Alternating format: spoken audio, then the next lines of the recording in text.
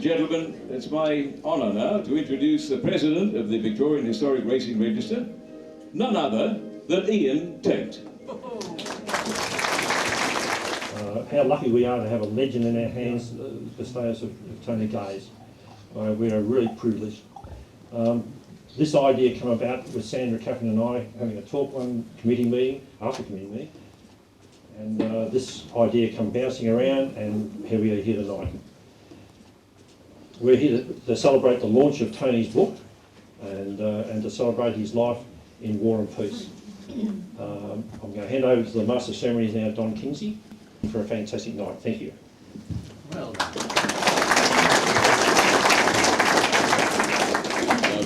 and Tony, you can use a joystick and a Spitfire, so you should be able to hold a microphone, shouldn't you? A little bit of luck, yeah. Yeah, that's fantastic. Well, Tony, I've got a few letters here to introduce first for you, because some people who couldn't be here tonight have written just to wish you well. And I'd just like to read these things out for you, just a few messages from people that you may remember. Now, I'm not going to tell anybody here, nor Di, nor you, who they are, until I say who's written them. And see if you can guess who it is. Here's the first one. I first remember meeting Tony Gaze when we raced together in Australia at the Australian Grand Prix, and then later when we were part of the kangaroo team racing in France. It was early in my overseas career, and I remember being very much aware and impressed by the good attitude he had to his racing and to his teammates. Tony survived World War II with distinction before making his mark in motor racing. He spent his entire life being one of nature's gentlemen, and is one of very few people who are universally liked and admired with never a wrong word said against him. Tony's always been a popular personality, not only with his fellow racing drivers, but with all who know him, and this continues to this day. I'm sorry I am unable to be there for this evening, but I'm sure Tony will be given the grand reception he deserves. Have a great night, Tony, and all good wishes for the future. Jack Brabham. Well, yeah. Now this is one that you may not remember, because it goes back a lot of years. Dear Tony and Diana, I should say this with an accent, I wish for you both to have a wonderful and enjoyable evening. All good wishes from a man who got your autograph at Silverstone when you were racing. All the best wishes, Jackie Stewart. Oh, that's, yeah. Actually, he got it at Aintree.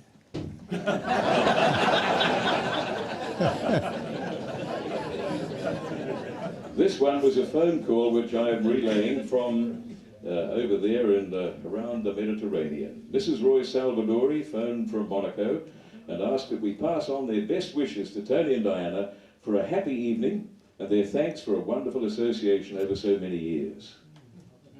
Well, thank you. Yeah. Here's the next one. This one's a ripper. See if you can pick it.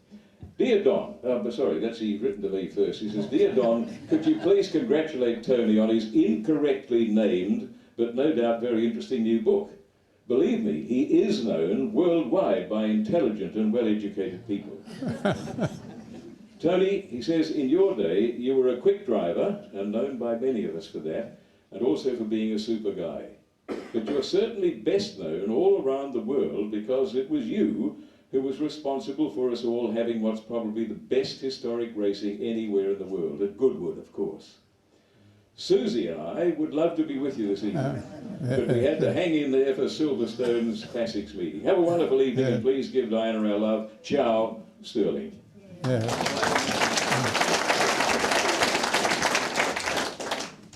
What a wonderful and distinguished career you've had in many challenging fields of endeavour.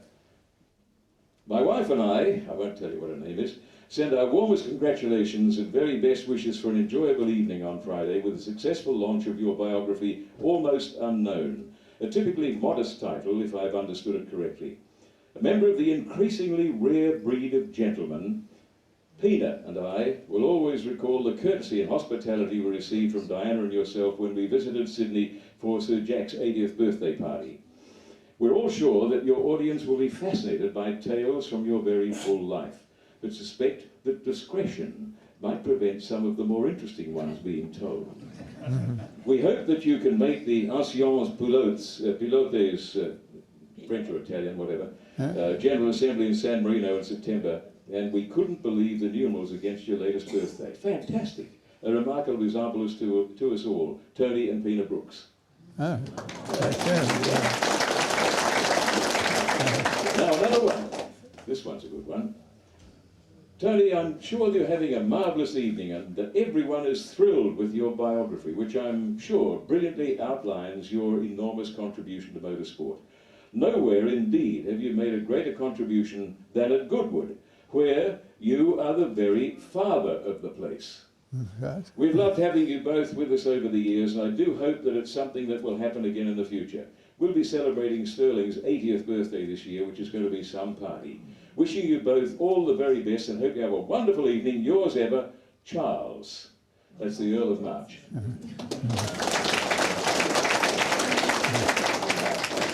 Now, I'll give you a little clue. This is from somebody who is very well known to us all, and very well known particularly in Formula One for many, many years. See if you can pick it. Tony.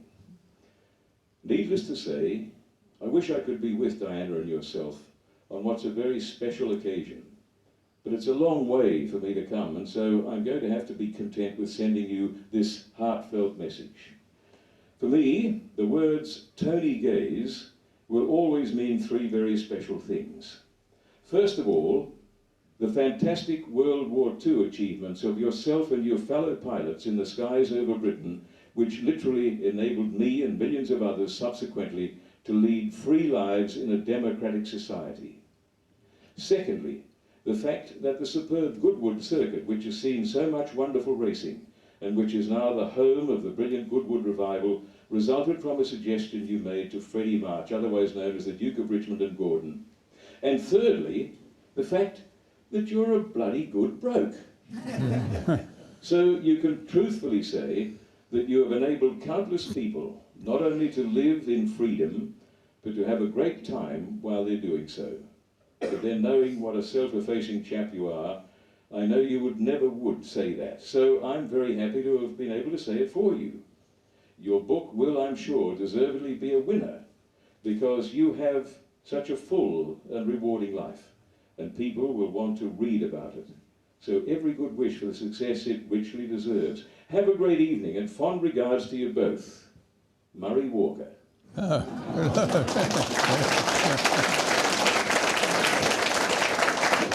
Thought you'd like a copy of those, Tony? Yeah, what? No. I don't believe it.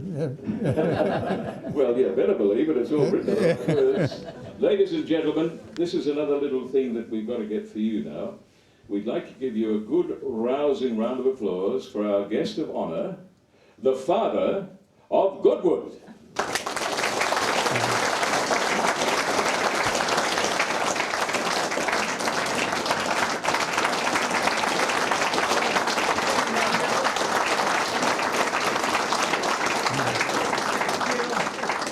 There's a magnificent poster, and there's the man responsible for it, Grant Campbell, nicking back to his seat. He designed it and got it set up. Isn't that fantastic?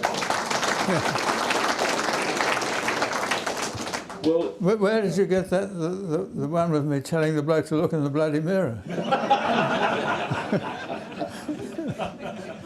you'd be surprised. I think I'm looking at a lady in front of me who may have given it to me.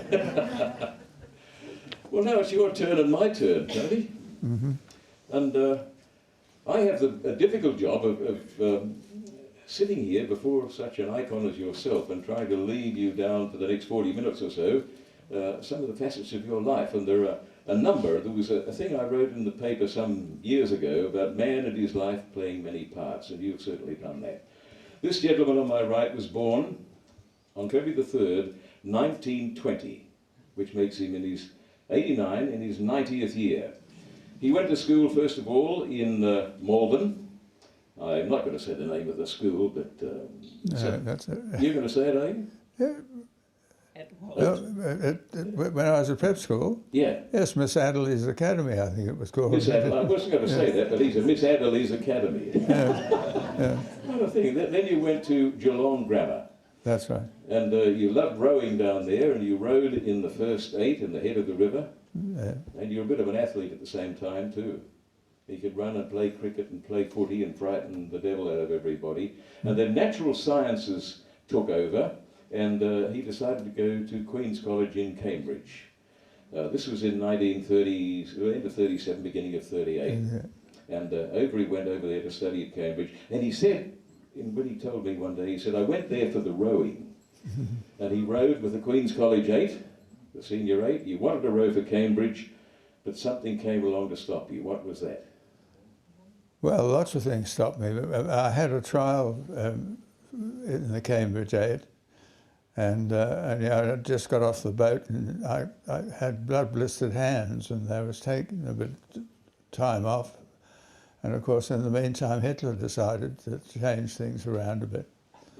And I rowed with London Rowing Club and won a couple of races with them. But of course, the beginning of the war, I mean, we did carry on more or less the same as everything, but except for our bloody headlights, and we had to learn to drive with something like a little torch. Yeah. But the war really didn't happen except in the newspapers for quite a while. The phony war, as they called it. Yeah. In the meantime, you decided to go and have a trial at motor racing, and you weren't allowed to buy your own car over there, so what did you do? Well, I ran from my uncle. Yeah. And where did you run it? Yeah. Ran at Brooklands, yes. And you were in against some pretty hot machinery over there too, you suddenly found, did you not? I got the fright of my life. I joined the junior car club. I had a letter from the light car club, and they said, well, why don't you turn up? We're having sort of members' day and things at Brooklands. And I thought, well, it'll just be, club members thing. When I got there, anybody was there. There was everything from sort of out and out, the equivalent Formula 1 cars of their day, with peculiar handicaps of going through different sort of S-bends depending on the size of the car's engine, which I eventually hit a straw bale, I think. The car, the Hudson I borrowed, was quite quick for its day, but it had a habit of doing what it did, and it vaporised the fuel because the fuel pipes ran alongside the exhaust. And if you were flat out, as you were for part of the way around Brooklands, it just boiled the fuel. Let's drop back a few years, for we've reached that stage, and there's going to be an interesting sequel to that. But let's go back a few years to get your interest in motor cars. Your father was very interested in things mechanical and things of natural sciences too. Let's start with your father, because many people won't know what happened to Irvine, your father, Irvine Gaze. Can you tell us a bit about him? Oh, well, the main thing about him was, of course, that he heard that Shackleton was having an expedition to the Antarctic with the idea of crossing it from one side to the other. And a cousin of his, Spencer Smith, was the Padre, so he went along to say goodbye to him, and they were a man short, so he signed on. And ended up by joining the Ross Sea Party, which was the most important part, really, because they laid the depots halfway across the Antarctic, so that Shackleton coming the other way only had to carry enough fuel and food for halfway. And that was really the only part of the whole expedition that was a success. Shackleton had been warned about the ice and ignored it and got stuck in the ice and never even got to the other side. And in the meantime, these unfortunate 10 of them started laying these depots, and after, I think it was a few months of laying depots, they came back to find that the ship had gone, which had anchored alongside the ice and hadn't been unloaded. And they suddenly realised that there they were, in one suit of clothes, and all the food and extra thing had gone out with the ship. They could kill seals and things to live on, but the rest was up to what Scott had left behind, and he had left a lot of stuff behind and buried it. And without that, they would have been in a hell of a lot more trouble than they were. But they carried on, and they managed eventually to lay these depots halfway across, waiting, because of course no radio communication. I mean, it didn't occur to them that Shackleton had sunk, and that the whole thing was a waste of time.